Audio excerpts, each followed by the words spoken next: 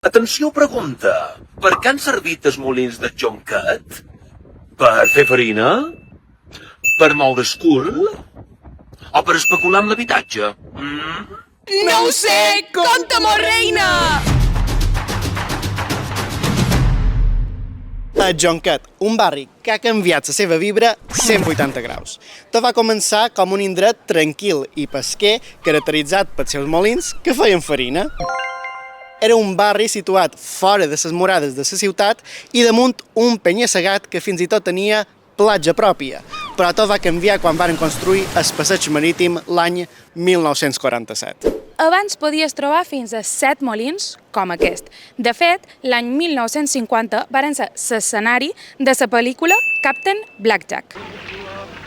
Més tard, en els anys 60, amb el boom turístic, com a part del desenvolupisme espanyol, va començar la baixa oferta. Els molins varen passar a altres coses, com per exemple discoteques, com per exemple Jack el Negro.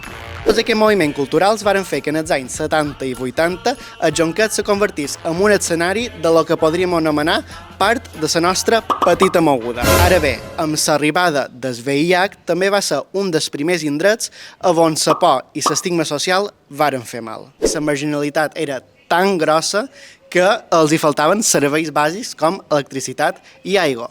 Però en els anys 90, associacions com Siloé varen lluitar moltíssim en contra d'aquesta estigmatització social.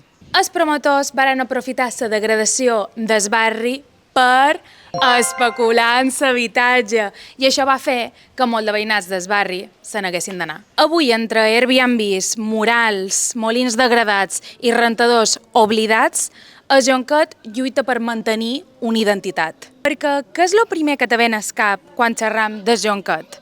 Ve d'interès cultural o